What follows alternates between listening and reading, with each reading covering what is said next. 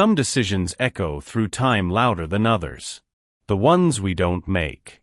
The invitations we decline. The moments we choose to stay behind. It was the first day of October, a Friday afternoon in Alexandria, Louisiana, in the year 2004. Stephanie Belgard stood in her kitchen, double-checking supplies for the weekend camping trip. Opening day of squirrel season, a family tradition. Through the window, she watched her youngest daughter, Courtney Koko, playing with the dogs in the backyard. "You sure you don't want to come with us, baby?" 19-year-old Courtney smiled, that easy smile of hers, the one that could light up a room. "Nah, Mom. You know I'm not really the camping type." She was a sophomore at Northwestern State University, studying criminal investigation of all things. Ironic, in the way fate tends to be. "Well, someone's gotta watch the dogs," Stephanie said, trying to hide her disappointment. But she understood. Courtney had her own life now, her own apartment just a few miles away, her own routines.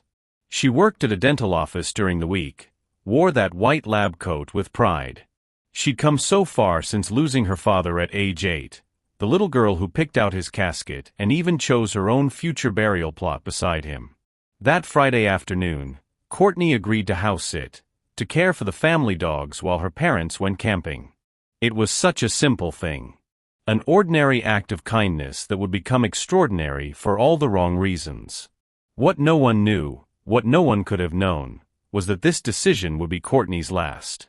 Monday morning, October 4th, 2004. Chambers County, Texas. The call came in at 8:30 a.m. A man operating a tractor near an abandoned construction site on FM 1406, just off Interstate 10 near Winnie, Texas, had noticed something. A smell, at first, like a dead animal. But in his open cab tractor, with a breeze carrying that sent directly to him, he looked closer at the unfinished concrete building. And he saw her. Deputy Tommy Henry arrived within 5 minutes, his patrol car kicking up dust on the rural road. The building sat less than a mile from the freeway, maybe 60 feet from the road itself. Had that tractor driver been in any other vehicle, he likely would have passed by without noticing anything at all. But he had noticed. The scene was disturbing.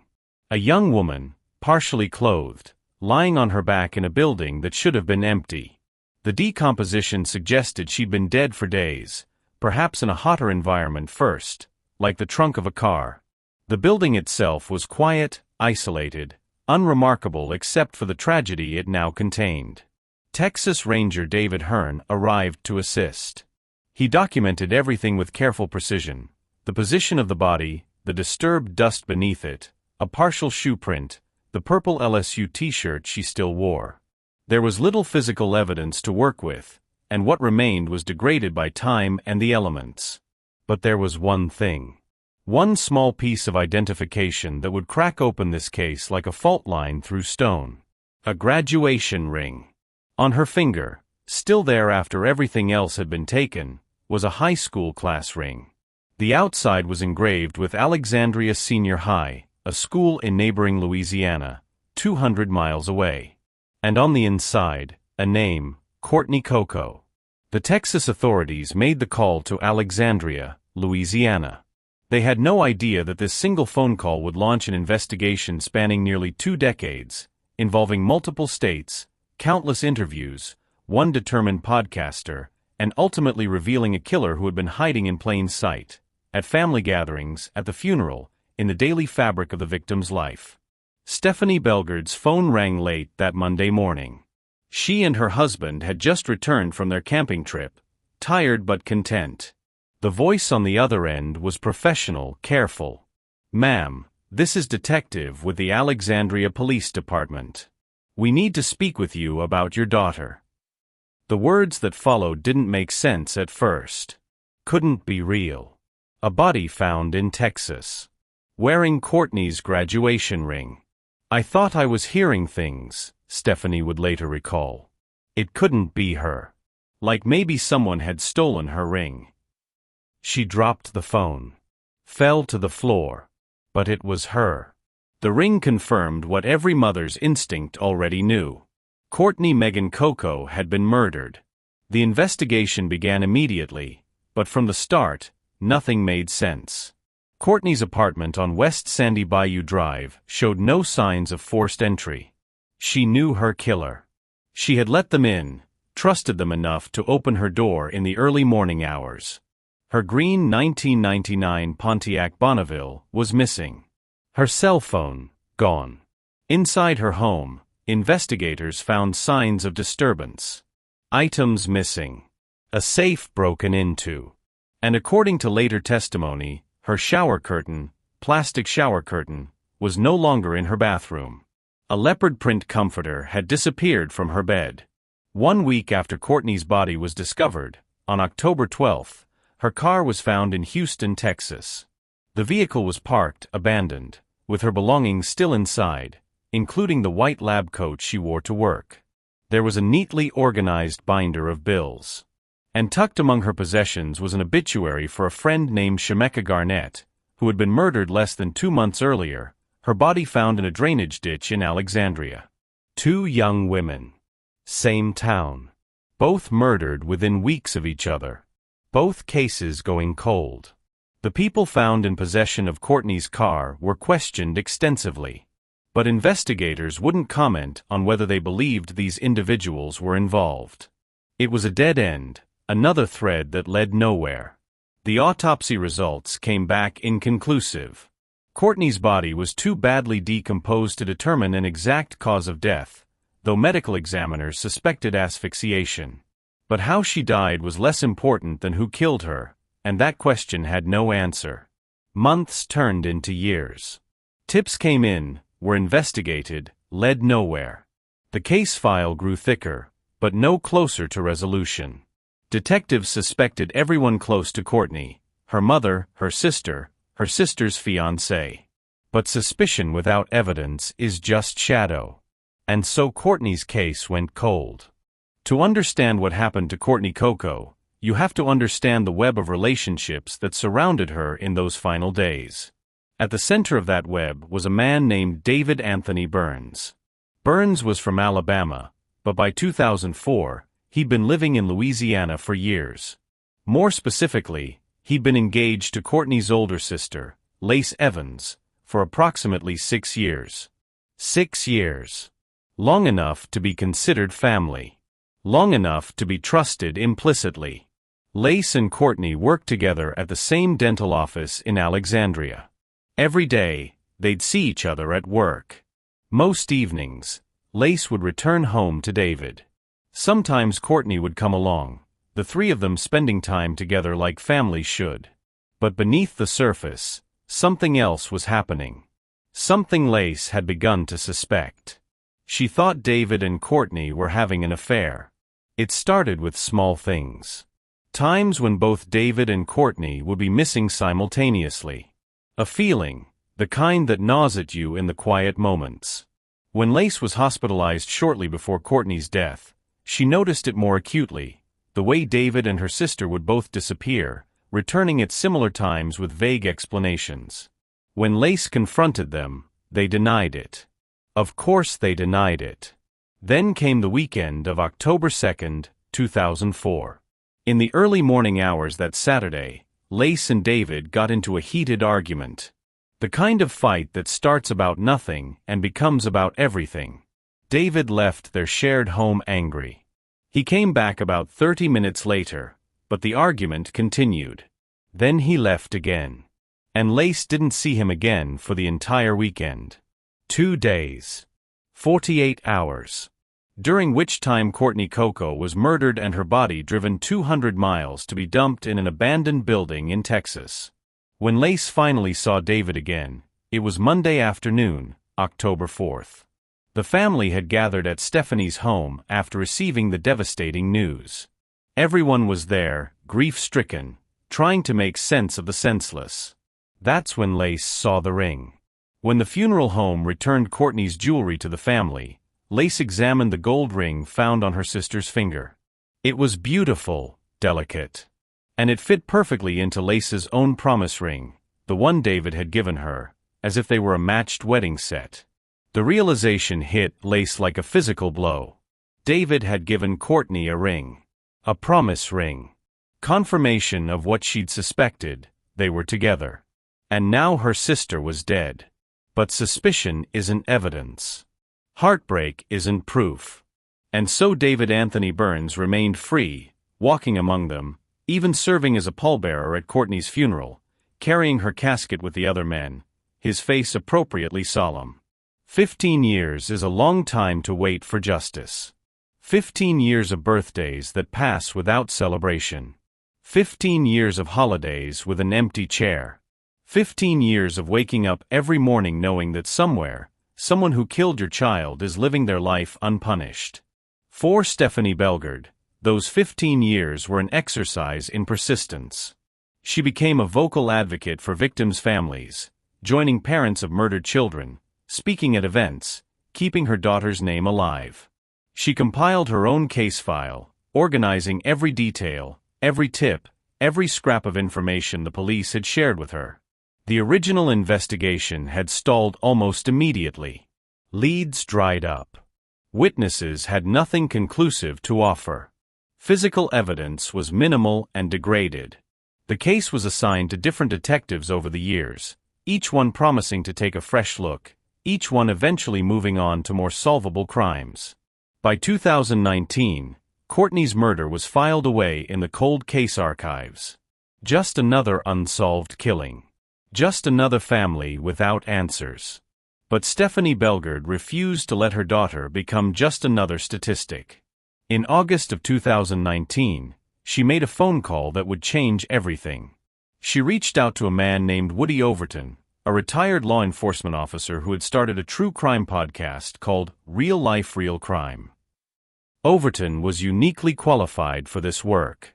He'd enlisted in the Louisiana Army National Guard, become a sergeant, studied criminal justice, graduated from the Louisiana State University Law Enforcement Academy.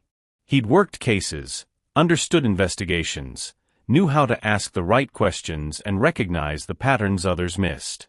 When they asked me to take a look at Courtney's case, I couldn't turn it down, Overton later told Dateline. Cold cases are my passion, and I really wanted to get justice for this family. What happened next would demonstrate the power of modern true crime media in ways that traditional law enforcement could never have predicted. Overton launched an 18-episode investigative podcast series titled Who Murdered Courtney Koko? He interviewed witnesses, reviewed evidence, presented theories, and most importantly, he engaged his audience, his lifers, as he affectionately called his dedicated listeners. The response was overwhelming. Tips poured in. People who had been afraid to come forward 15 years ago found courage. Witnesses who had forgotten details suddenly remembered. The case, dormant for so long, roared back to life. And in 7 weeks, just 7 weeks of focused investigation, Overton cracked the code.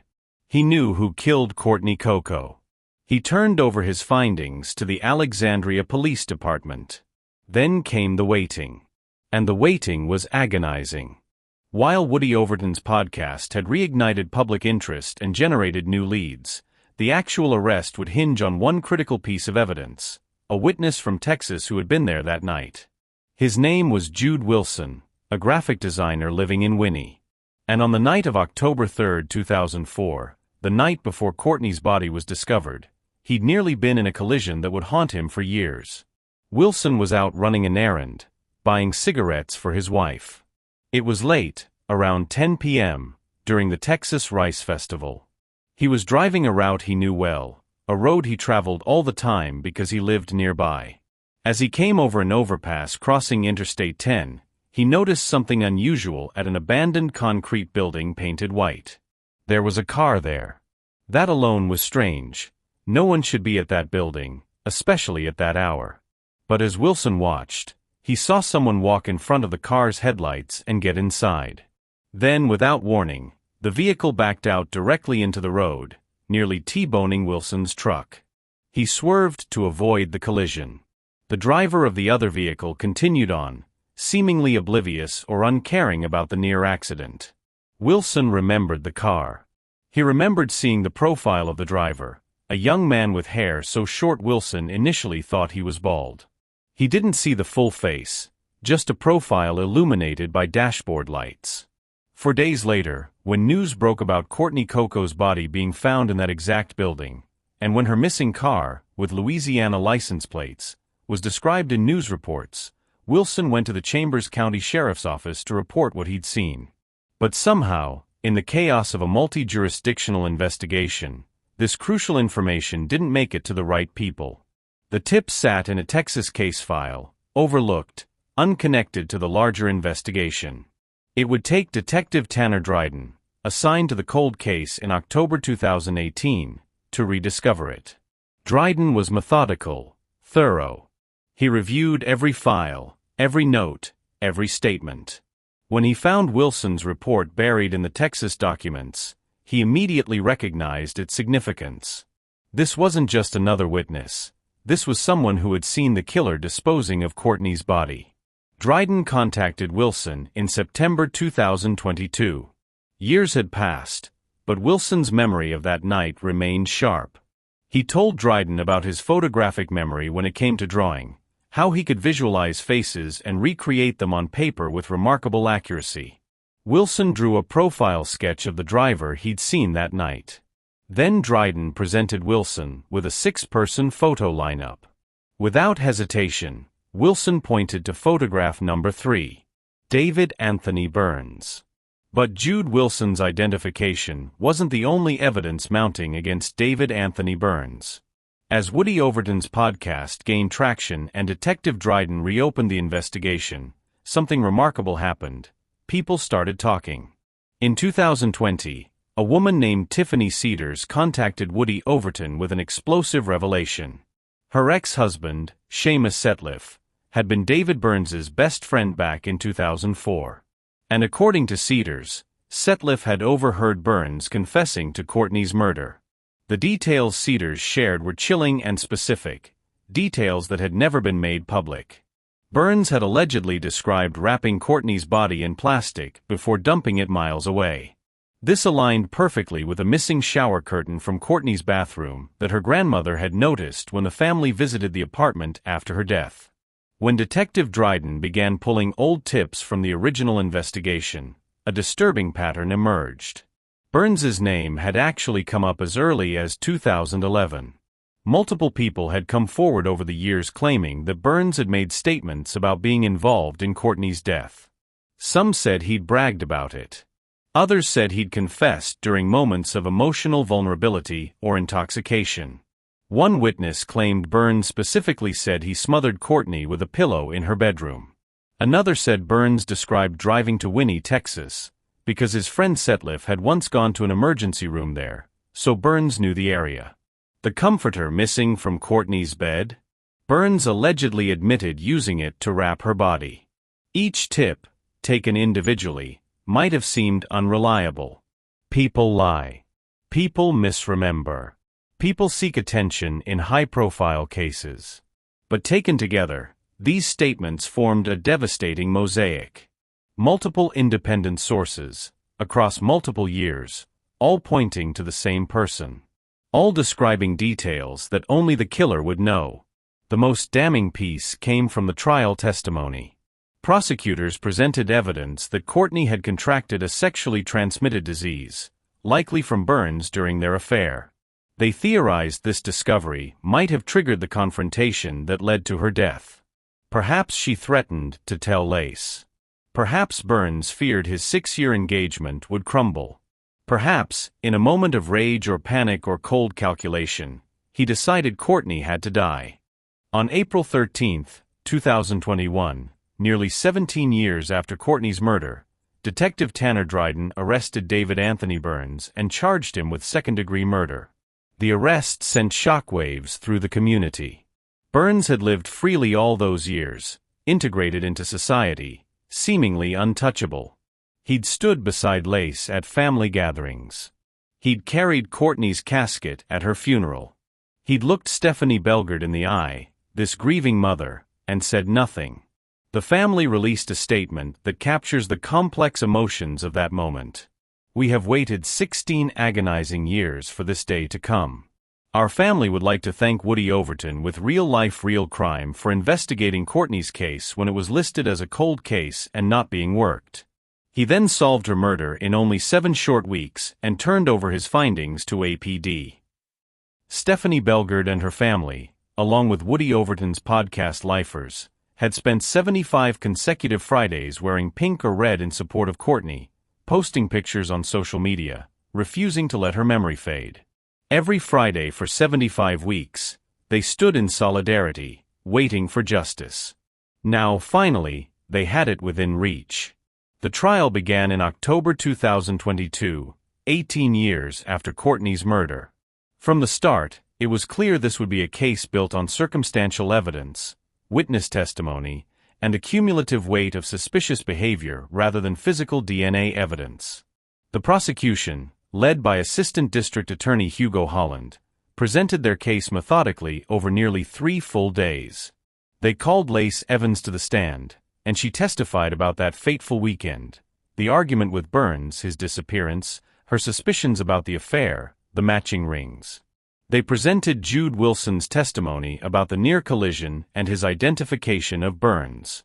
They brought forward witnesses who claimed Burns had confessed to them over the years. They detailed the missing items: the shower curtain, the comforter, Courtney's car, her phone. They painted a picture of a man who had motive, opportunity, and means. A man who had been hiding in plain sight for nearly 2 decades. The defense, led by attorney Christopher LaCour, argued the case was built on inconsistencies and conjecture. No DNA evidence directly linked Burns to the crime scene. No one had seen Burns with Courtney on the night of her death. The witnesses who claimed he'd confessed had credibility issues: ex-spouses with axes to grind, people who'd recanted statements, individuals whose memories seemed suspiciously detailed after so many years. LaCour questioned Wilson's ability to identify someone he'd only seen in profile for seconds, in the dark, 18 years earlier. He pointed out that Burns had cooperated with police from the beginning, even providing an alibi, though that alibi fell apart when his girlfriend at the time told investigators Burns had actually left that weekend and she hadn't seen him until after Courtney was reported missing. The trial carried the weight of all those years. Every day in the courtroom, Stephanie Bellegarde sat in the gallery, watching the man she believed killed her daughter. Woody Overton attended, documenting everything for his podcast audience. The community watched, divided between those certain of Burns's guilt and those who felt the evidence was too thin for conviction. On October 31, 2022, Halloween, fittingly, the jury received the case. They deliberated for 90 minutes. 90 minutes to weigh 18 years of investigation, 3 days of testimony, countless hours of police work, and the life of a 19-year-old girl whose only crime was trusting the wrong person. The verdict: guilty of second-degree murder. David Anthony Burns showed no visible reaction. The courtroom erupted in tears, Stephanie Bellegarde's tears of relief mixed with grief, tears that had been building for 18 years, tears for all the birthdays and graduations and weddings Courtney would never have. "I'm just so happy and sad," Stephanie told reporters afterward. "I did it all for her." On November 29, 2022, Judge Mary Doggett sentenced David Anthony Burns to life in prison without the possibility of probation, parole, or suspension of sentence. Burns's attorney filed 2 motions, one for acquittal, one for a new trial. Both were denied. He later appealed the conviction to the Third Circuit Court of Appeal, arguing insufficient evidence. That appeal was also denied in December 2023. Today, at age 49, David Anthony Burns remains incarcerated at the Louisiana State Penitentiary in Angola, the maximum security prison known as the Farm, where he is expected to remain for the rest of his natural life. But this story isn't really about David Burns. It's about Courtney Koko.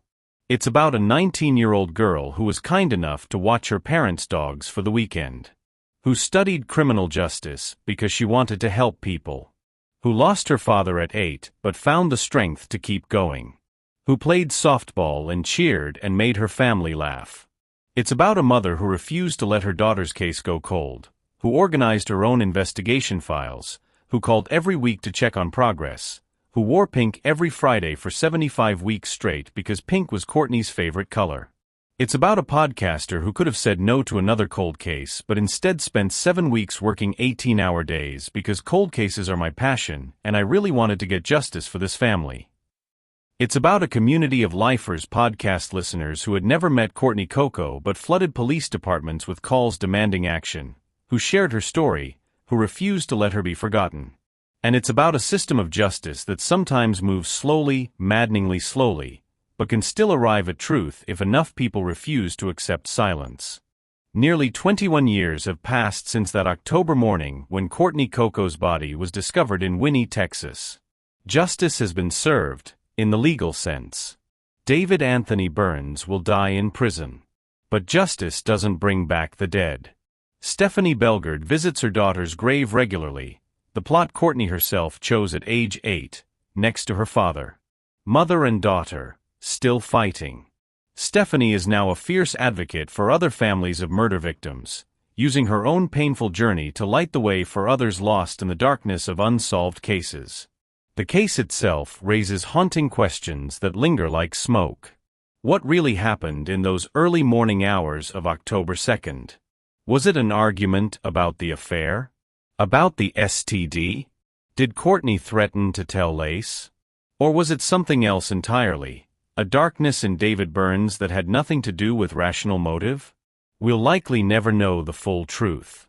Burns has maintained his innocence, and the dead cannot speak. There's another shadow too, the unsolved murder of Shemeka Garnett, found dead just weeks before Courtney. 2 young women from the same small community, both murdered, both found disposed of like trash in isolated locations. Courtney kept Shemeka's obituary in her car. Were the cases connected? Or was it simply the terrible coincidence of living in a world where young women aren't always safe? That question remains unanswered. Shemeka's family still waits for justice. But perhaps the most important lesson from Courtney's story isn't about murder or investigation or even justice. It's about the power of persistence, of refusing to accept that some questions will never be answered, of believing, against all evidence to the contrary, that truth can be excavated from even the deepest silence. Stephanie Belgard knelt at her daughter's grave 18 years ago and made a promise: I will get you justice.